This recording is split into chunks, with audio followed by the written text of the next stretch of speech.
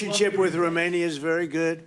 The relationship with Europe is very good. I disagree with what Europe is doing having to do with immigration, but I agree with them on many other subjects. We just signed the biggest trade deal ever made with Europe, $950 billion. We were able to do it because of tariffs. It was a deal that was good, very good, but we had a very unfair deal. We were treated very badly before I came into office, but we just signed. It's the single biggest trade deal ever signed. So we have a very good relationship with Europe. Yeah. What is the main dispute with the Russians which prevent the Budapest summit with Putin from taking place? The basic dispute is they just don't want to stop yet.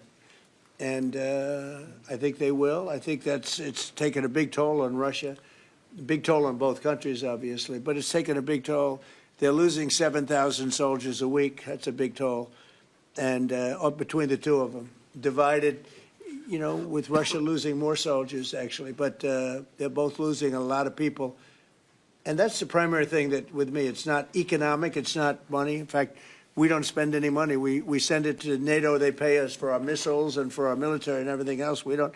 It's not a question of money. It was with Biden. He spent $350 billion. He got nothing for it. The war would have never happened. If I were president, the war would have never happened. I think you would agree with that. This war would never have happened if I were president. It's stupid that it happened. But it did happen. I inherited the war, and I think we're going to get it ended. Not too distant future. Mr. President. Yes, please. So no question that if that time the name of the United States president would have been Donald Trump, there would be no war between Ukraine and Russia. That's clear. But what we are speaking about here is more than that, because without the pressure coming from the United States government, I'm speaking 2022, the Europeans would not take that hard line what they have today on the war.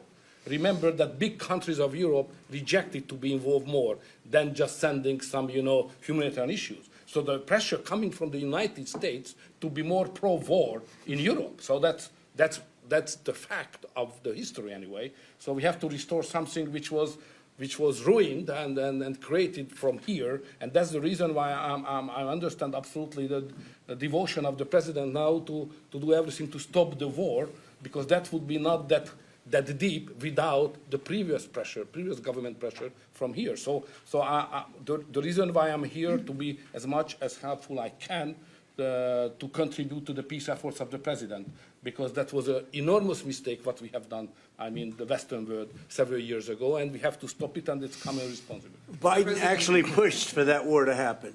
Okay, if you can believe it. Nobody can believe it, but it's one of those things. And now look what happened. Look what's happened to Ukraine. It's a much smaller country. A lot of people are dead.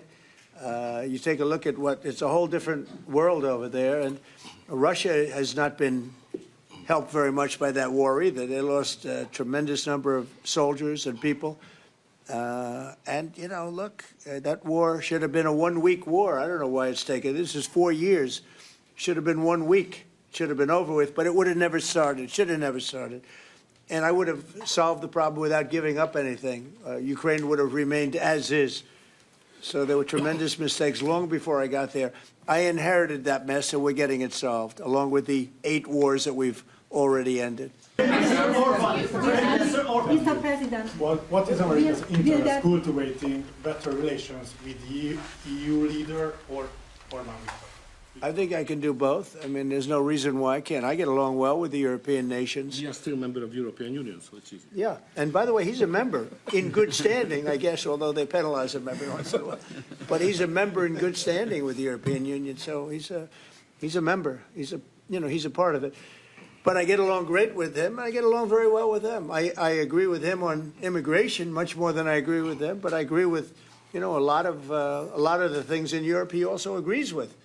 But he had a difference, I would say, primarily on immigration more than anything else. And I happen to think he was right, because their whole fabric has changed. You go to some of the countries, they're unrecognizable now because of what they've done.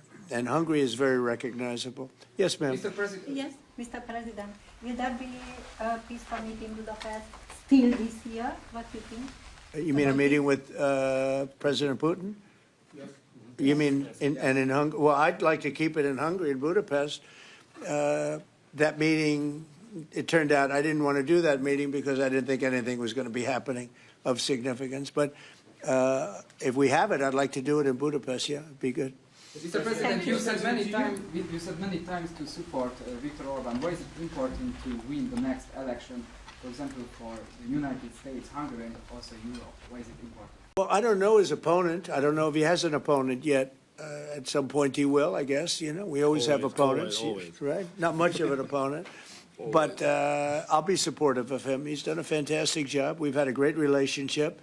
The United States, look, we had a country that had no leader. It had an auto pen, illegal auto pen, totally illegal. And that's coming out stronger and stronger. But we had no leader in the United States. I mean, Hungary, as an example, had no relationship with the United States, even though we do, billions of dollars in trade with Hungary. Yeah. Hungary's a big country economically. We do, billions of dollars in trade with Hungary. Why would they give that up? And they gave up so much else. Look, they gave up everything. This country was poorly run. I think if I didn't win the election, we might not have a country, if you want to know the truth, not a recognizable country. But our relationship was immediately good as soon as I won the election because Viktor's one of the people that's highly respected, and we had a great relationship with Hungary. We do again. That was an easy one. Yeah.